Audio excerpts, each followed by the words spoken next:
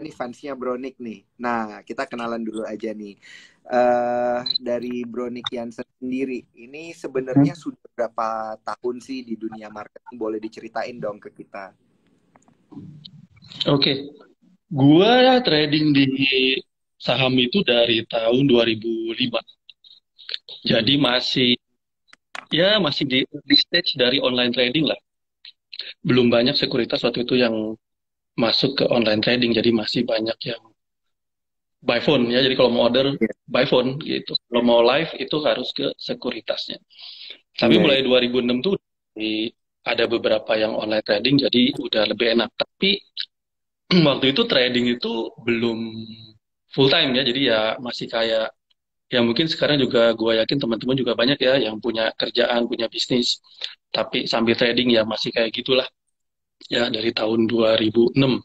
Jadi udah pernah ngalamin dua kali krisis, 2008 sama kemarin ya, jadi satu cycle krisis ke krisis udah pernah ngalamin Hmm, gitu bro. gila. Keren banget, sumpah. Maksudnya selama ini gue juga tuh cuma dengerin cerita-cerita gitu tentang Bronik gitu ya. Kayak selama ini di market itu kiprahnya udah seperti apa sampai akhirnya sekarang bisa ngobrol. Dan mulainya tadi lu bilang dari tahun 2005 ini berarti udah 17 tahun bro. Udah 17 tahun. Hmm, Dua kali krisis. ya, Nah tapi yang kita pengen ya, tahu itu waktu tahun 2005 itu kan literasi tentang saham, literasi tentang investasi itu kan belum sebanyak hari ini kan, gitu ya. belum Bro, betul. Hmm. belajarnya sebenarnya dari mana nih, Bro? Ini dulu itu sebenarnya belum banyak kayak sekarang ya, grup-grup Telegram, ada apa course-course trading, ya masih masih minim lah, cuma nggak tahu ya, mungkin passion kali ya. Jadi dulu jauh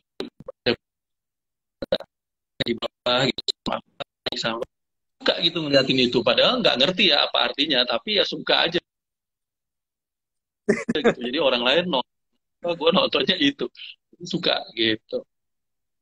Awalnya Oh, sih dari situ, jadi ya cari tahu lah ya, cari cari tahu ya. mm-mm, Terus kebetulan itu ada pameran sekuritas di mall awalnya.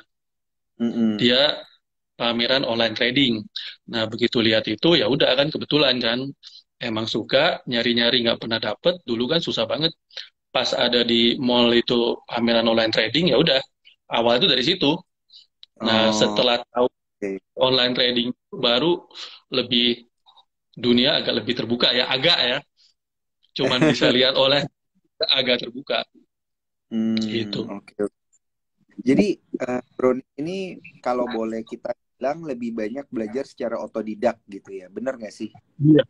Betul, banyak kan otodidak ya, Mm-mm. dari belajar dari boncos lah.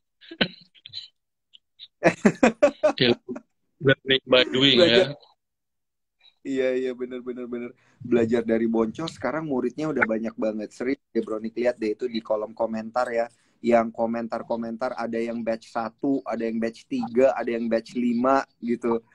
Gila sih. Nah, Dan ini saya juga nih ada teman saya di CNBC, Monica Chua. Nah, ini kayaknya dia juga ngikutin Instagram live-nya Bronik ini. Ngikutin juga nih cara-cara tradingnya seperti apa. Nah, Bronik boleh nggak nih ceritain lagi ya supaya kita makin memahami strategi trading ala Nick Jansen gitu ya. Eh, ini ketika belajar, tadi kan sempat Bronik itu bilang pernah loss gitu ya. Belajar dari boncosnya dulu. Itu jujur li gue setuju banget. Gue setuju banget. Kadang justru boncos itu yang membuat kita belajar jadi lebih banyak. Tapi sebanyak apa gitu? Boleh nggak nih diceritain nih? kalau banyak apa, banyak ya. Banyak lah. Dulu kan juga masih kerja profesional, jadi gaji masukin, nanti hilang, nanti gaji bulan depan masukin lagi, gitu aja terus. Karena ya dulu Wah. sama masih rendah. Kita mau belajar pun juga nggak ada soalnya. Dulu kita pengen belajar sih, tapi ya kemana belajarnya, nggak ada zaman dulu tuh. Jadi ya udah learning by doing, baca-baca buku. Kalau ada temen ya belajar, ya dikumpulin lah sedikit-sedikit. Itu jadi proses belajarnya lama ya, karena ya mungkin zaman itu memang informasi kan belum kayak sekarang ya.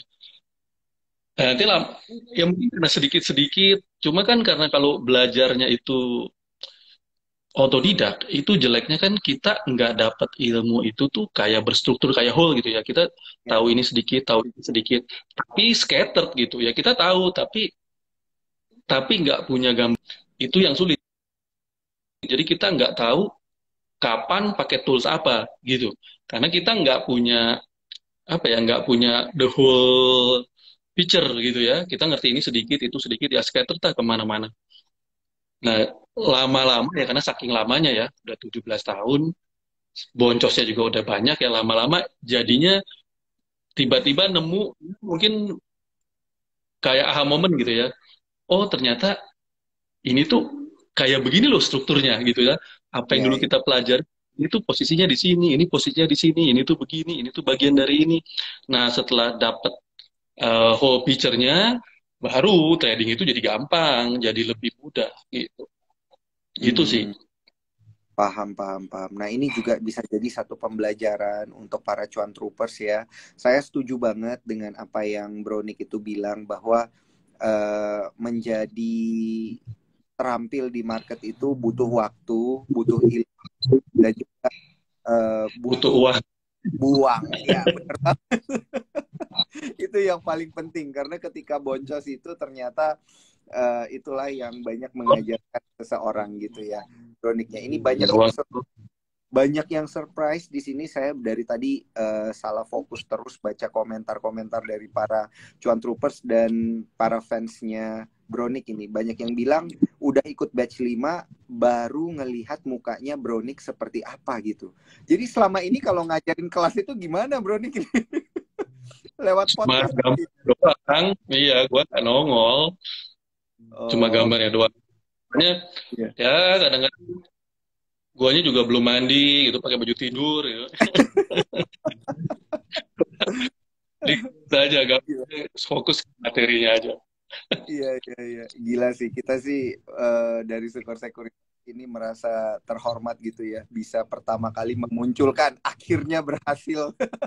Setelah berkali-kali diskusi, akhirnya kita berhasil memunculkannya.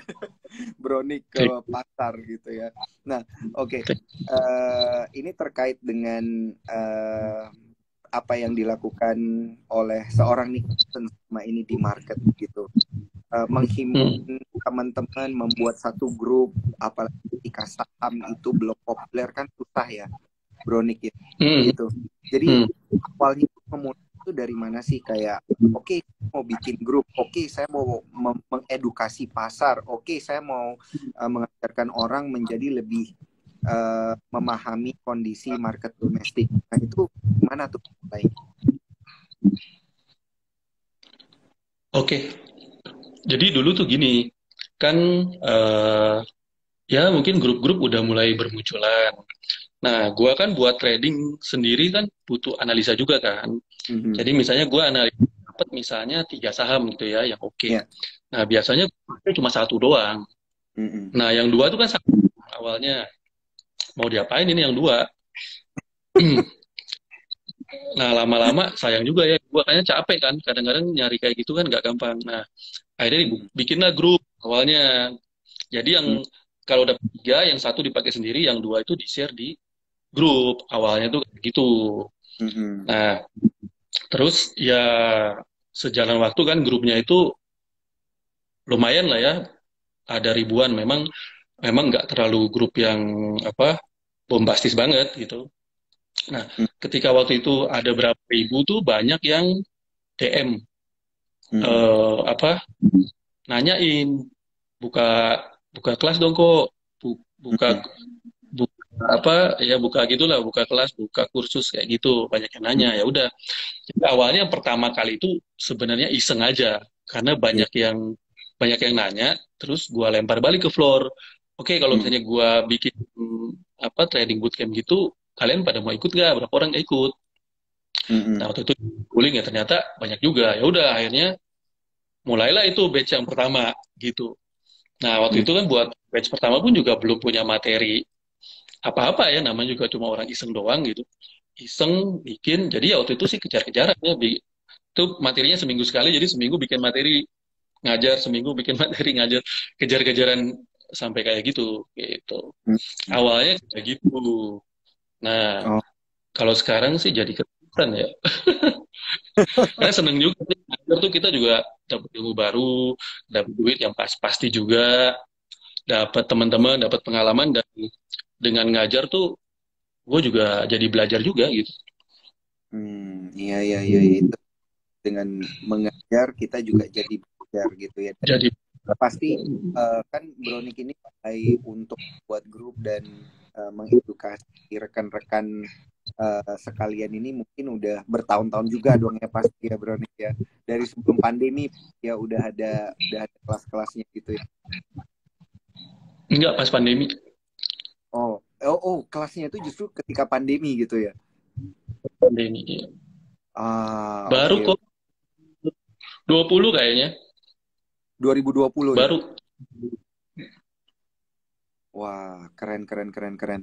Jadi dari tahun 2020 kemudian udah bisa gimana ya? Ini kan berarti followers udah banyak, fansnya juga udah banyak. Jadi jangan lupa di follow nih Instagram Bronick Jensen gitu ya. Dan juga jangan lupa di follow Instagram dari Sukortas, tag juga untuk Instagram Story gitu ya. Dapatkan buku Merdeka Finansial saham CEO dari Sukor Sekuritas Bernardus Wijaya. Oke, Bronik, ini kita sedikit waktu saling mengenal terkait dengan kegiatan daripada grup Jansen di market itu seperti apa. Ketika memulai membuat grup itu kan sebenarnya nggak mudah ya untuk manage dan lain sebagainya gitu. Apakah Bronik ini punya tim khusus untuk mengelola grup, kemudian untuk memberikan arahan market Nggak dan punya. juga kemudian ya untuk kasih proyeksi gitu. Nggak punya sendirian berarti? Nggak, kerja sendiri. Kerja sendiri. Sendirian. Iya. Wah, luar Iya, biasa. kerja sendiri. Ya, ini memang grupnya bukan diarahin ke profesional sih ya. Ini kan memang ya grup itu sengaja tadinya. Jadi belum Ya, belum ke ya, arah ya. situ lah. Belum Iya. sampai punya tim.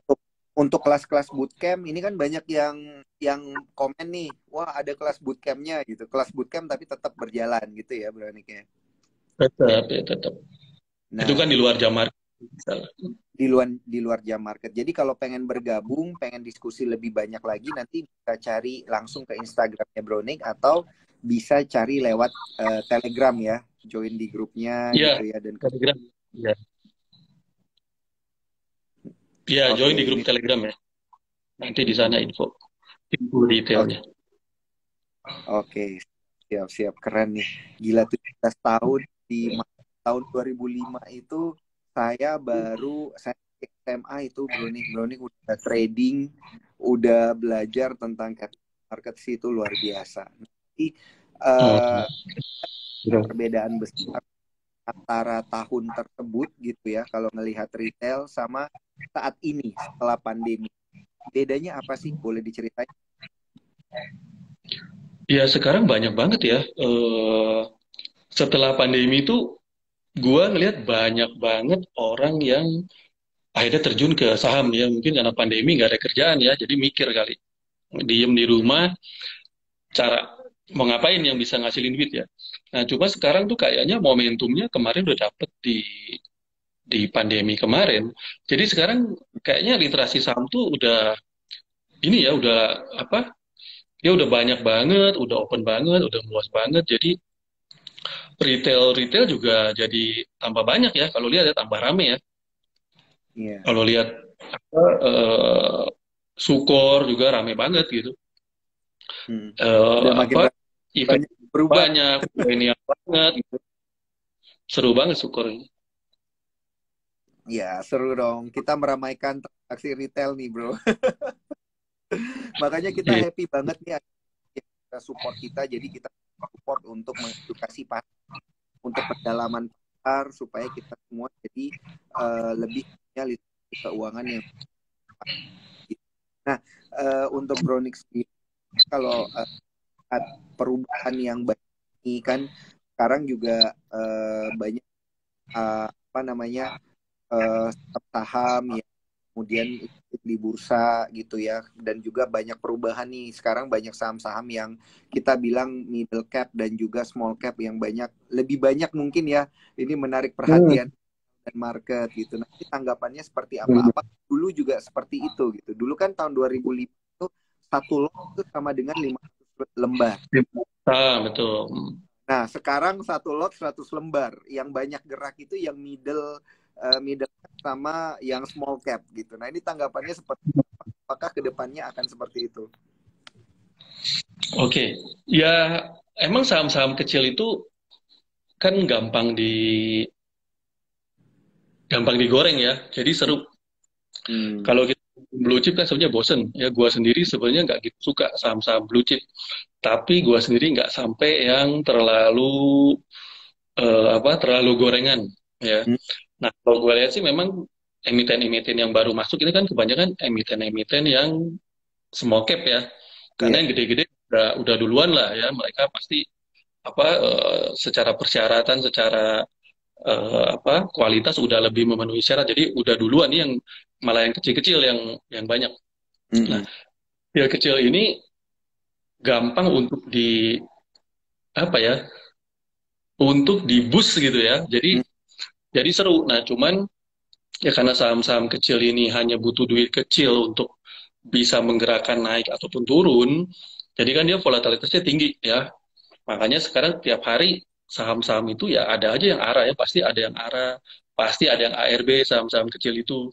Nah ini kalau buat trader-trader yang nyalinya tinggi, ya ini seru ya karena tradingnya antara ARA dan ARB gitu kan. Kalau cuan ARA 25%, 35%, ARB cuma 7% gitu.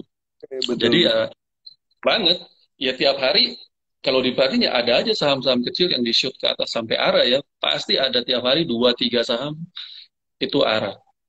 Nah, cuma emang saham ini biasanya menarik ya buat buat kita tradingin ya, dan di mata kita pun juga kalau pas lewat-lewat di live trade itu kayaknya menarik banget gitu ya, ijo ijo ijo ijo kita lihat buka order punya udah naik tinggi, ya itu Betul. pasti pasti rame lah ya, pasti banyak banyak banyak yang ikut ya terjun ke situ. Cuma ya sekali lagi saham-saham gitu gampang naik gampang turun ya, jadi ya seru sih, seru Mm-mm. saham-saham gitu. Baik, baik, baik. Jadi melihat banyaknya perubahan itu ya, ini kan kebijakan dari dulu sampai sekarang juga udah banyak berubah ya, Bro, gitu terkait dengan eh, kode broker tutup, forex sama domestik juga cuma bisa dilihat off days, ARB sudah tidak simetris gitu. Nah, ini apakah ada perubahan strategi dari Nick ini untuk kemudian tetap bisa mengarungi IHSG kita nih? Hmm, hmm, hmm. Kalau strategi sih nggak banyak berubah ya, karena kebetulan gua sendiri nggak terlalu expose ke saham-saham yang kategori small cap ya, gorengan. Gue memang nggak suka blue chip yang naiknya lambat ya, kayak grupnya ya BBCA, BBRI, Telkom itu gue nggak terlalu suka. Tapi yang gorengan pun gue juga agak menghindari ya, takut kolesterol. Gue lebih suka yang kira-kira second liner, yang naiknya cepet tapi masih aman ya. Hmm, Maksudnya kecil kan kadang digoreng terus ditinggal gitu. Ketika ya. ditinggal itu lama gitu loh. Kita nungguin lagi momennya itu lama. Tapi kalau second liner tuh ya ada aja lah tiap hari gitu. Jadi memang gua sendiri style tradingnya banyak kan di second liner ya. Atau kalau blue chip pun blue chip yang bukan kelas atas lah ya. Blue chip tengah-tengah yang kalau naik masih masih lumayan. Jadi Hmm. gua lebih ke jadi naiknya lumayan, tapi secara risiko juga nggak terlalu nggak terlalu gede gitu. Hmm. Oke, oke, oke, oke. Nah, kemudian selama ini untuk strategi tradingnya sendiri kan ini tadi ini ya, lebih ke Hmm. yang middle, kalau yang blue chip nggak yang terlalu mahal juga gitu ya. Nah, Hmm. untuk kemudian pemilihan saham dan juga sektoralnya itu strateginya tuh biasa seperti apa nih, Bro nih? Oke, oke. Eh, Gua sendiri sebagai trader tuh lebih gayanya swing swing trader ya. Mungkin Mm-mm. gaya gue itu trader minimalis. Jadi gue berusaha trading itu seminimal mungkin elemen yang harus kita handle ya. Ah, Jadi kalau ada hal yang nggak perlu dihandle ya ngapain mesti kita handle gitu. Jadi gue seminimal mungkin karena semakin banyak hal yang kita handle tuh biasanya malah kita jadi nggak kepegang gitu. mm-mm. Nah, misalnya kalau sektoral ya, sektoral itu kan lebih ngaruh ke apa makro, terus ada berita, ada perubahan kebijakan ya, yaitu kita ikutin aja karena itu pasti bisa bisa kebaca lah walaupun apa kita nggak terlalu kayak expose ke berita tapi kayak misalnya kayak kemarin rame-rame sektor energi ya itu rasanya sih semua orang juga bisa ngerasa semua orang juga tahu ya kalau sektor energi kemarin lagi rame ya udah kita trading. Nah cuma biasa gue cuma ngambil satu aja misalnya gue mau ngambil batu bara misalnya ya gue ambil satu aja yang kira-kira leadernya siapa yang naiknya lumayan atau dia naik duluan gitu. Biasa kan ada orang yang kalau sektor batu bara ya dia beli Adaro, dia beli PTBA, dia beli ITMG. Ya kalau gue misalnya gue cuma beli Adaro doang gitu. Oh, Karena oh, ya sama aja. Kan kita beli Adaro sama kita beli PTBA, beli ITMG, ujung-ujungnya kalau sektor batu bara ini naik kan semua juga naik. Kita beli Adaro tok, misalnya kita punya dana 100%, anggaplah 100 juta ya biar gampang. Kita beli Adaro doang 100 juta, sama kita beli ITMG 25, PTBA 25, Adaro 25, Indi 25, itu at the end juga nggak bakal beda jauh hasilnya. iya iya iya. Ah ya Lebih berarti gampang ya. menghandle satu daripada empat saham gitu. Oh iya iya iya paham paham. Jadi kalau kalau kita ngelihat intinya kalau kita ngelihat saham itu nature-nya kurang lebih sama di satu sektor itu nggak perlu ambil semua gitu ya ambil aja dua, Mm-mm. dua yang terbaik gitu ya kurang lebih ya Iya, satu malah. satu satu aja Kalau yang gue ya untuk yang lain. satu. Iya, betul.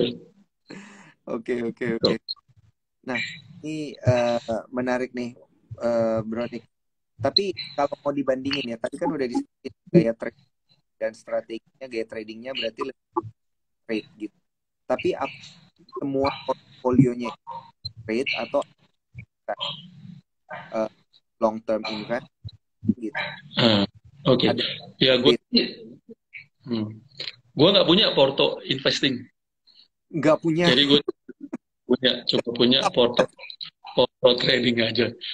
Mm-mm. Gue bukan tipe yang sabar ya buat nunggu lama gitu, nggak terlalu sabar dan ya gue lihat juga orang-orang yang investing kadang-kadang misalnya gini ya, Mm-mm. ini ada teman-teman juga mereka invest di agro ya, agro udah naik tuh sampai 3.000. Yang namanya investing kan nggak dijual, biarin Iya aja sama mereka. Sekarang balik lagi ke berapa, 600 atau 700 ya. iya betul. Ya terus gue kan jadi garu-garu kepala ya, ini investing udah naik ke 3.000 terus ke 700, ini invest tuh di mananya ya gue bingung ya. Iya iya iya. Udah nunggu lama terus turun gitu Mm-mm.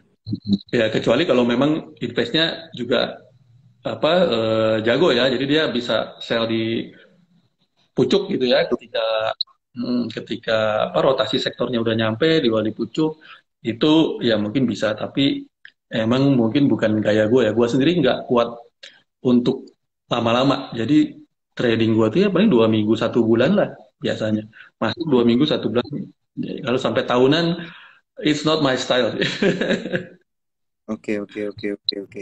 Nah Bukan. jadi ini sebenarnya ada hal menarik nih yang perlu cuan troopers ketahui. Jadi strategi entry dan exit ala Bronick ini seperti apa nih ya?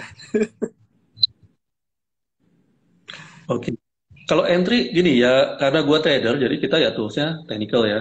Mm-mm. Entry, entry yang paling gue suka itu kalau ya ini mungkin buat teman-teman yang udah belajar Eliotis ya, itu di awal-awal wave 3 lah ya. Karena kalau di technical itu Elliott itu wave 3 itu wave yang paling cenderung paling panjang dan naiknya paling cepat ya. Jadi gue paling suka kalau trading di wave 3 itu. Ya entry-nya ya mungkin di awal-awal ya di di awal-awal mau wave 3 jalan, nah entry-nya di situ. Jadi biasanya itu setelah ada impas naik ke atas, ada koreksi. Nah, kalau koreksinya itu nggak melebihi titik tertentu, itu biasanya jadi titik awal untuk naik ke wave berikutnya. Nah, biasanya gue sukanya di situ. Jadi kalau misalnya gue punya pilihan saham, gue bisa lihat beberapa wave-nya, ya gue pilih yang wave 3 aja, kayak gitu. Oke, oke, oke. Wave 3 nanti buangnya 3, 4, 5 gitu ya. Berarti exitnya di wave 5. Enggak, gue di 3 pun udah buang. Karena Oh, di awal wave 3 udah buang. Karena 4 itu nanti lama lagi kan iya, iya. nunggunya. Jadi biarin aja, jual dulu aja di 3. Nanti 4, kalau ada kans masuk ya masuk lagi gitu. Oke, oke. Menarik nih. Jadi ya namanya juga swing ya. Jadi pas dia wave-nya udah dilepas, ya nggak usah nunggu dia turun terus dia naik lagi gitu ya. Tuh, walaupun kadang-kadang kita pikir itu udah selesai ya, terus dia Iya, masih lanjut lagi. Itu juga ya, namanya trader ya sering kejadian juga ya. Tapi ya betul. selamat cuan, lah. Amin. Jadi untuk pemilihan indikator dan teknik analisa teknikal gitu dari Hmm. Brownick itu biasanya indikator apa dan juga apakah lebih banyak menggambar secara tradisional? Hmm. Garis-garis Ya, gue sendiri maksudnya Bro. betul, betul. Gue lebih banyak tarik garis sendiri daripada pakai indikator. Tapi ada juga beberapa indikator yang gue pakai. Misalnya, sebenarnya indikator itu kan mirip-mirip ya. Kayak misalnya osilator. Osilator kan banyak. Ada Iya. RSI, ada stokastik, ada macam-macam. Ya biasanya itu informasinya juga mirip-mirip ya, sama-sama. Jadi kita cukup pakai satu aja. Nah kalau osilator gue pakainya stokastik. Ya, gue sukanya stokastik. Terus Hmm. MACD itu kayaknya udah standar lah ya. Kalau technical MACD itu lumayan indikator yang ngebantu juga. Hmm. Terus untuk lihat cycle, gue pakai MA30. Jadi lumayan kelihatan cycle-nya. Emang jarang ya ada textbook atau teori pakai MA30. Cuma based on research yang gua pakai, kayaknya yang paling mewakili dari semua MA untuk ngelihat cycle daily itu di MA30 plus volume lah. Kalau volume standar ya buat kita tahu power naik atau power turunnya. Oke, oke, oke. Wah, sangat tradisional tapi mematikan ya. Jadi ini sebenarnya tergantung siapa yang pakai indikatornya, siapa yang gambar sebenarnya. Tradisional gak soalnya kali ya. Oke, kemudian Bronik bisa sebelum kita masuk ke pertanyaan yang lebih dalam lagi ya, ada yang Hmm. saat ini portofolinya lebih condong kemana? Sebelum kita bahas terkait dengan portofolio dan juga emiten sahamnya, saya pengen tahu metode screeningnya seperti apa nih. Mungkin kita cuan troopers juga bisa belajar dari. Oke.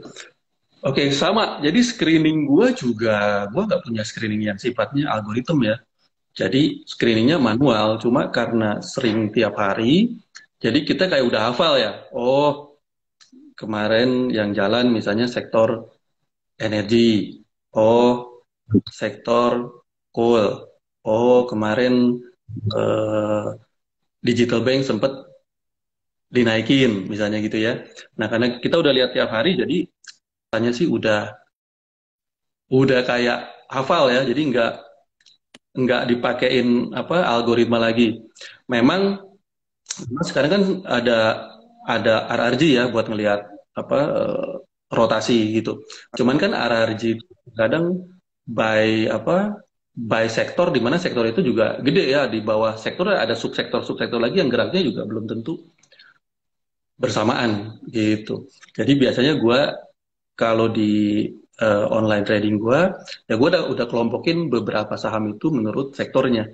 Jadi udah kelihatan kalau di sebelah sini merah semua, oh berarti telco jelek. Di sebelah sini hijau semua, oh bank bagus gitu. Jadi gue bikin bikin apa pengelompokan lah ya di layar apa by sektornya. Jadi kelihatan merah, hijau, oh ini bagus, oh ini jelek, oh ini merah merah terus itu kelihatan. Jadi gua nggak pakai algoritma, cuma by apa manual aja lah, by Hmm. visual.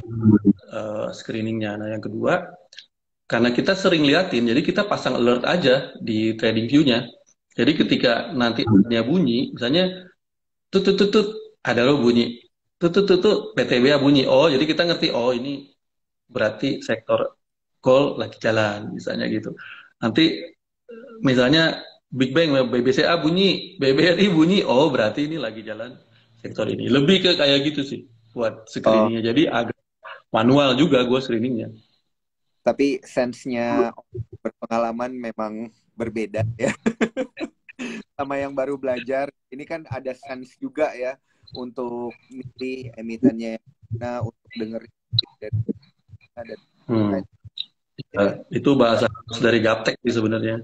iya, kebetulan kita punya tuh fiturnya untuk notif itu Bronik di aplikasi Spot by Spot. Jadi bisa aktifin Ya, aja ya. ya. Ya, gue Bronik. masih coba-coba sih. Ya, gue baru buka Sukor, masih coba-coba. Oke.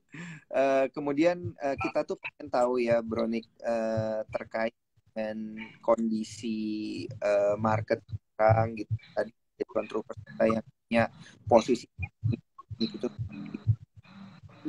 pertama itu tuh karena ngelihat kondisi market 2023 kan banyak yang bilang bakal, banyak yang bilang mending kita uh, pegang cash banyak dulu aja kalau kondisi gitu. Nah, tapi kalau pandangan Bro seperti apa? Oke. Gini, 2023 tuh kan banyak yang udah memprediksi akan resesi ya, resesi global. Jadi Eropa, Amerika, China itu akan resesi. At least prediksi IMF kayak gitu. Nah, cuma kalau Indonesia ini kan ambigu ya. Kayaknya kemarin Menkeu kita Sri Mulyani bilang kita juga 2023 bakal resesi. Iya. Tapi kalau lihat dunia IMF katanya kita cuma tetap growth tapi turun dari kemarin katanya awalnya prediksi IMF kita 5,2 kemarin diturunin di bawah 5 5 sampai di bawah 5 ya. Kalau kita 5 ya berarti kita belum resesi ya. Masih jauh kalau 5 dari resesi. Jadi kalau ngelihat kayak gitu sih kayaknya ya kalau kalau kejadiannya ini ceteris paribus jadi semua kondisinya sama seperti sekarang, kemungkinan sih kita nggak resesi ya, Indonesia nggak resesi.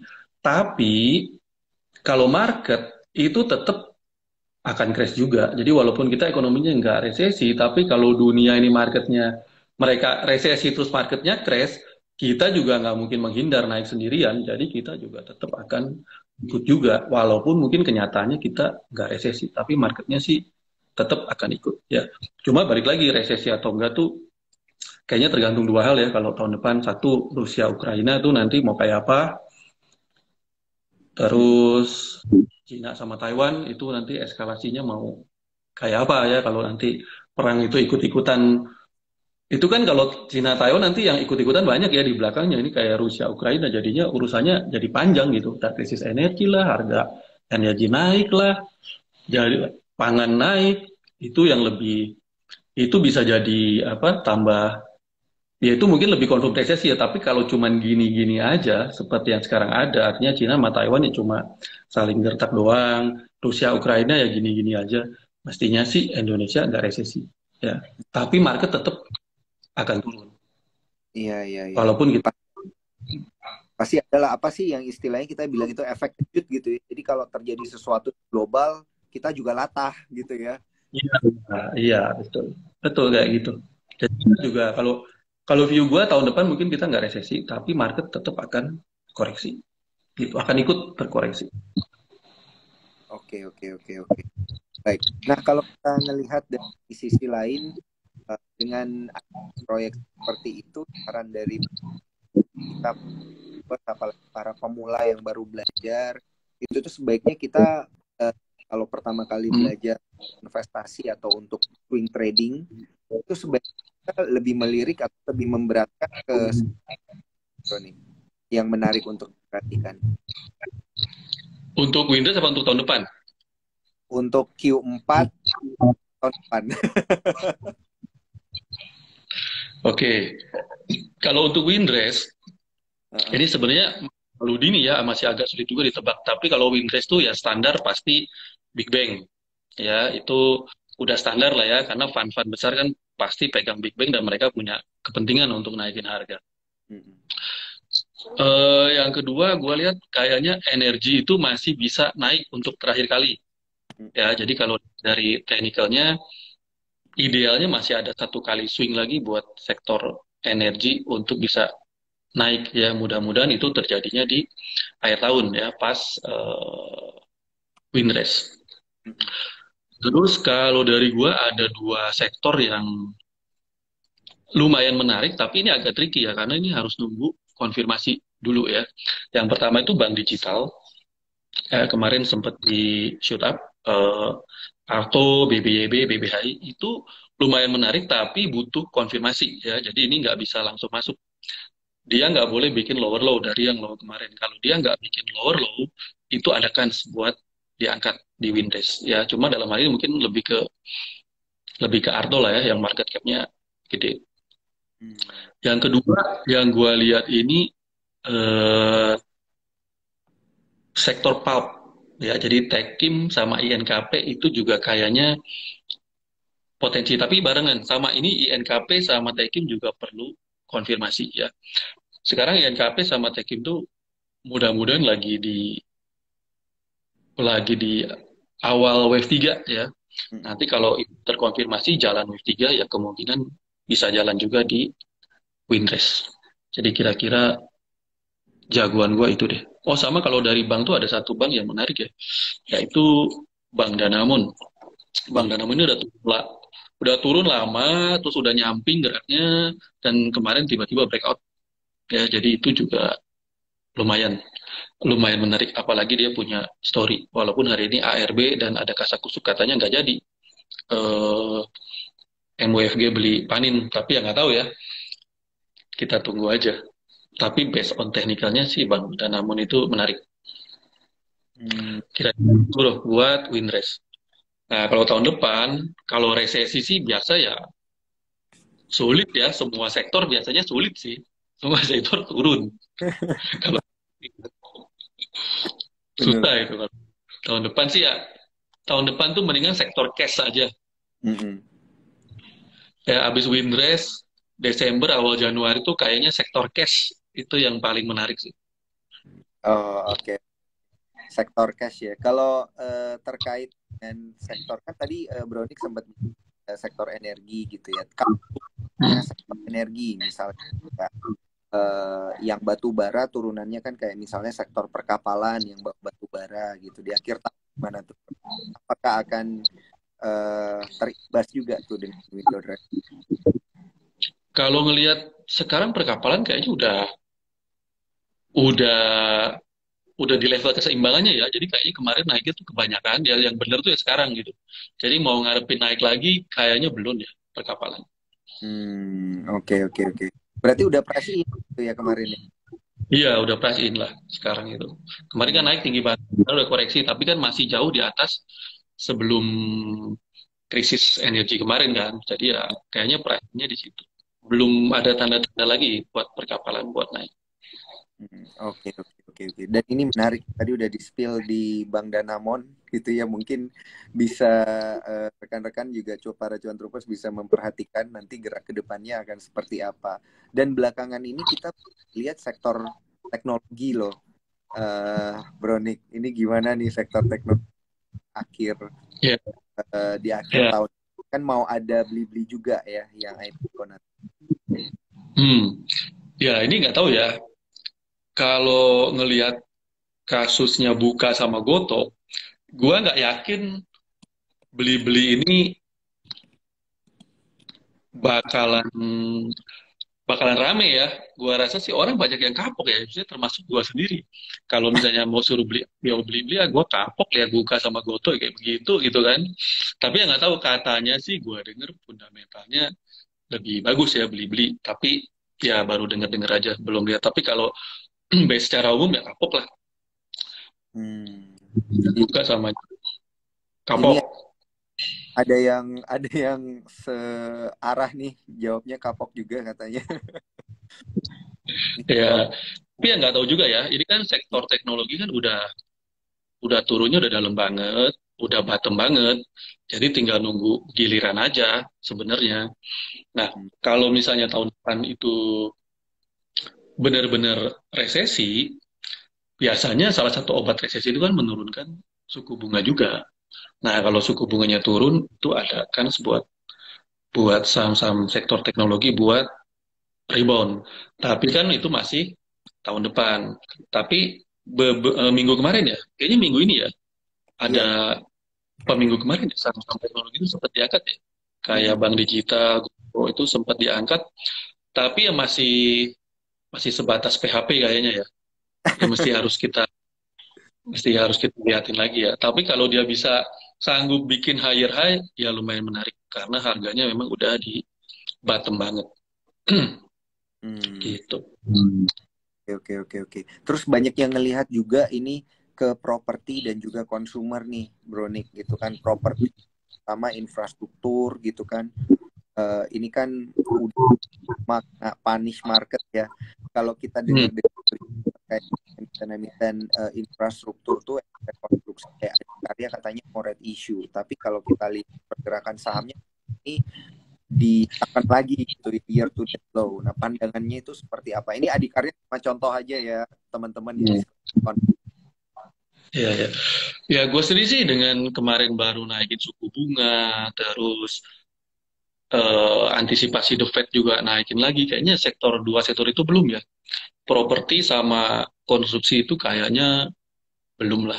Ya, untuk sekarang belum. Apalagi kalau kita ngelihat dolar kan udah di atas 15.000 ya. Jadi ya kan BI untuk naikin lagi tuh juga ada ya. Mm-mm. Buat apa? Buat salah satu tools buat jagain kurs ya. Walaupun toolsnya banyak. Tapi rasanya sih kalau misalnya nanti The Fed naikin lagi, kayaknya BI juga bakal ikutan lah sedikit-sedikit lagi ya, mungkin 25 atau apa 50 lagi mungkin akan ikut juga. Nah, kalau itu sih berat ya buat dua dua Mm. sektor ini. Walaupun mungkin misalnya nanti ternyata nggak naik, tapi sekarang tuh kayak ada ekspektasi pasar bahwa ini tuh bisa naik. Jadi market tuh belum melirik sektor properti sama konstruksi. Oh, Gua sih lihat aja gitu. oke, oke, oke, oke. Ini menarik banget. Kalau consumer sendiri gimana ini, bro? Kalau kita karena kayak emiten-emiten consumer yang big cap juga ini pada rebound nih kayak Kang. Hmm. Ya, gini, gue ngelihatnya consumer juga eh naiknya masih masih belum terbukti lah ya, masih kategori PHP. Ya kayak misalnya HMSP kemarin naik, nah, ini juga udah hampir ARB lagi ya. Kemarin juga Mayora naiknya lumayan, GGRM naiknya lumayan, tapi kayaknya belum teruji lah ya. Ini kan baru naik pertama kali. Kalau kita Hmm. trader pakai technical itu kan sebenarnya naiknya harus dua kali ya. Habis dia kemarin bikin high, dia harus bisa bikin higher Highlight. high lagi, harus bisa breakout baru baru lebih reliable kenaikannya ya. Kalau baru sekali itu kan ya kadang-kadang PHP ya. Gua sih ngelihat consumer kayaknya juga belum lah ya, mungkin masih masih nunggu dulu ya. Kecuali kalau nanti dia naik lagi baru bisa kita perhatiin. Kalau sekarang mungkin masukin ke watchlist saja, perhatiin. Tapi kalau nanti dia naik lagi, breakout bikin high high, ya itu layak buat dibuy. Oh. Kalau dari sisi bisnisnya sendiri sih, consumer eh, kalau kalau forecastnya tahun depan resesi sama apa GDP growth-nya turun, ya consumer juga berat karena dari beli kan turun. Oke, oke. Nah, jadi kalau kita lihat nih ya, untuk emiten yang belakang lagi hype itu masih layak nggak sih buat kita hold nih? Bronik contohnya kan belakang yang hype itu bumi misalnya, bara. Ini masih layak Hmm. nggak sih sebenarnya untuk kita hold atau kita mendingan profit taking dulu gitu, nanti baru entry lagi. Ya, kalau trader sih biasanya gitu ya. Lihat Mm-mm. konfirmasi ya, kalau memang udah bahaya ya kita exit. Nah, Bumi itu dengar-dengar katanya mau masuk MSCI nanti ya di Desember. November. Nah, kalau Oke. oh November atau Desember. Iya, katanya Kalau di. Mas lumayan kalau Hmm. masuk ya. Kayaknya sih mungkin bisa ya karena Bumi kan akhir-akhir ini top value terus ya. Jadi secara likuiditas mungkin memenuhi syarat, market cap juga memenuhi syarat, bisa-bisa aja sih Bumi masuk. Cuman dengan Bumi rame gini ya mungkin fund-fund gede mesti harus diintip juga ya. Hmm. Eh, Mereka udah masukin Bumi belum ke portfolionya? Kalau mereka udah masukin ya bolehlah dilirik-lirik. Oke, oke, oke. Ini harus pemantauan yang dalam lagi nih berarti. Oke, tapi kalau dia masuk MSCI berarti bakal rally gitu kan. Iya, cuma ya hati-hati ini juga ya, trap juga ya. Kadang-kadang pas MSCI-nya hari H, mereka udah ngumpulin ya malah turun ya. Sering juga kan kayak gitu. Mm-mm. Baik. Untuk sektor telekomunikasi sendiri ini gimana kalau lihatnya? Karena kan 2023 itu tahun kita ini ya, pemilu gitu ya. Pemilu kan 4 di semester 1 gitu. Jadi biasanya kan dia di 2023 gitu ya. Dan ini juga berkaitan selain media ada juga emiten-emiten telekomunikasi yang menjadi penghubung di sana. Ini pandangannya seperti apa nih untuk sektor tersebut? Jadi ada tiga nih, emiten tower, emiten telekomunikasi, dan juga emiten media. Sorry, sorry bro, ulang bro. Apa tadi? Jadi ada emiten tower, emiten telekomunikasi, dan juga Oh, emiten media. Ini karena kan jelang ini ya pemilu ya. oke. Eh, gua sih belum melihat ya karena gua trader teknikal sih ya. Kalau dari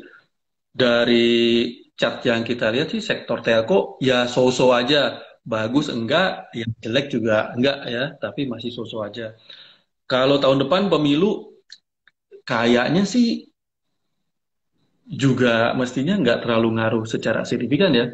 Karena tower itu misalnya tower itu kan sewanya udah per tahun ya. Mau mau traffic datanya tinggi pun pendapatan perusahaan tower ya segitu-segitu aja ya. Dia kan cuma nyewain tempat aja. Telco ya mungkin telco bisa ya. Cuma kayaknya kalau gue lihat sektor telco ini sektor yang udah saturated ya. Jadi ya kita semua udah pegang HP, kita semua udah pakai internet, udah punya wifi gitu. Iya. eh Growth-nya itu udah bingung juga gitu ya. Dia harus cari cari apa service-service jasa yang lain. Tapi itu pun kalau gue lihat kayaknya susah ya buat buat tiba-tiba ada satu yang apa game changing gitu ya. Oh, sektor telekomunikasi tiba-tiba booming itu kayaknya juga sulit sih kalau gue lihat sektor telco ini ya so-so aja lah. Nggak nggak jelek tapi buat booming jadi tinggi itu juga kayaknya enggak ya. Oke, menarik, menarik. Nah, ini karena keterbatasan waktu nih, Bronik, gue punya satu pertanyaan terakhir untuk Bronik terkait dengan tips dan trik di akhir tahun ya, jelang Widowmaker itu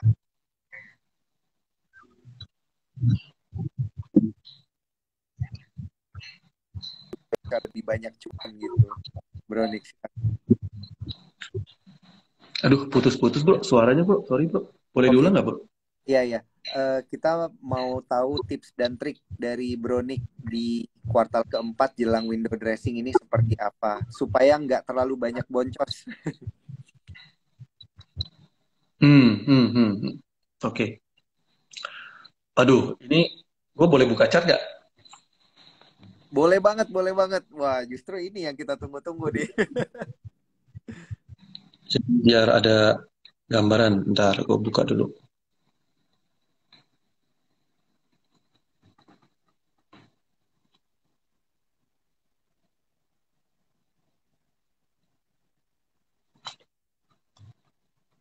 Ini komennya saya matiin dulu ya karena mau buka chat. Oke, ntar ini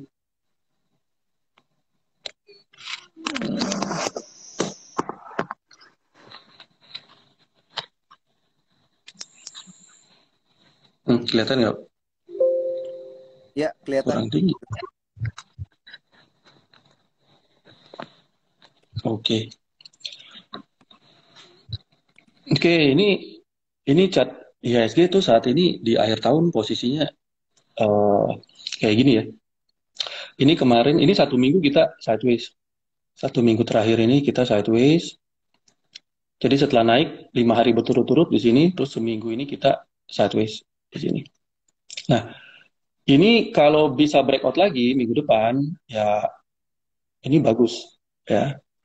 Cuma kalau ngelihat kondisinya kayak gini, gua kok lebih cenderung dia akan turun ya. Gua sih ngelihatnya dia akan cenderung ya, turun gini minggu depan. Nah, turun gini, ini di daerah sini ya, di daerah shoulder kiri nih, itu nanti harus diperhatiin. Kalau dia bisa mantul di daerah shoulder kiri, kemungkinan IHSG bisa bikin head and shoulder. Oh, Ya, oke. ya kemungkinan bisa bikin head and shoulder gini ya. Kalau dia turun, ya kalau view gua sih mungkin minggu depan turun. Nah, kalau dia bisa gini, ini kemungkinan pas windrest akhir tahun itu IHSG bisa mendekati titik all time high-nya. Ya, di Oh, sini IHSG itu ada formasi apa rising wedge lah ya. Jadi ada formasi rising wedge. Nah, rising wedge biasanya kena 3 titik, jadi 1, 2. Ini kalau dia bisa ketahan di 69, jangan jebol aja. Dalam satu iya. dua minggu ke depan 69, kita bisa ngelihat IHSG windrest itu ya mungkin nggak nyampe all time high yang kenceng banget, tapi deket-deket area all time high kemarin itu bisa. Ya. Oh, Tapi kalau 69-nya jebol di bawah ya jatuhnya gua gambar yang lain. mm-mm. Kalau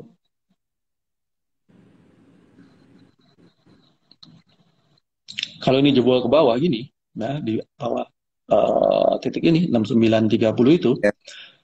jebol aja. Ini kemungkinan bakal jebol yang ini juga, yang low kemarin 67.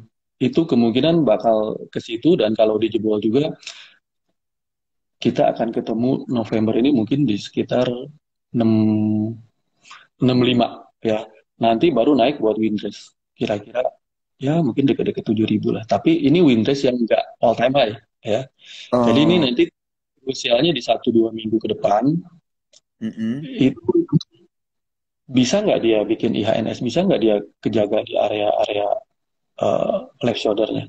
Kalau Oh, nggak bisa, ya kalau ke sini kemungkinan kita akan ketemu 6.500 itu di mungkin di akhir November atau awal Desember lah ya. Habis itu disambung windrest, tapi windrestnya windrest kayak gini, jadi lebih kayak mm-mm. koreksi ke atas yang windrest yang uh, all time high ya. Jadi Oke. kurang lebih kayak gini. Ini kalau turun ya, tapi kalau besok bisa breakout naik lagi ya ini mungkin Mm-mm. bisa nyampe titik all time high-nya lebih cepat ya. Tapi kayak gini malah justru uh, pas windrest takutnya ini kecepatan ya, kecepatan udah nyampe sini nanti pas windrest malah turun. Jadi Baik. kayaknya Paham. skenario paling bagus yang kedua ini ya. Iya, Kurang iya. lebih kayak gitu. Wah, oke. Menarik banget nih. 1-2 minggu ke depan nih. Berarti clue dari Bronik tadi dikasih tahu ya. Jadi para cuan trooper juga bisa lebih apa ya? Be beware, lebih hati-hati gitu ya. Ngelihat kondisi market ke depannya seperti apa. Keren banget, Bronik. Pantesan bangetnya nih Bronik nih. Thank you banget ya waktunya Ya, malam hari thank you juga. Thank you banget. kita kita happy Bersyukur. banget. Kita happy banget akhirnya bisa memunculkan Jansen ke publik. Satu hal kita udah bisa checklist ya, berhasil. Thank you banget sekali lagi waktunya dan Thank you. jangan lupa untuk para troopers yang pengen ikut dan belajar lebih dalam terkait dengan technical analysis dan juga strategi trading ataupun swing trade ala Nick bisa coba join via Telegram ya, bro ya. Nanti ketik Mm-mm. Nick di Telegram ya berarti ya. Ya, ketik aja NY Trading Channel. Nanti NY. keluar. Oke, Mm. kalau gitu saya Daniel Wiguna pamit undur diri. semoga para cuan troopers ini happy ya bisa ngelihat Bronik hari ini. Thank you banget. Moga-moga kita ketemu di IG live selanjutnya ya, Bro. Thank you. Oke, bro. Siap, ditunggu undangan berikutnya. Iya. Thank you. Hai semua, thank you.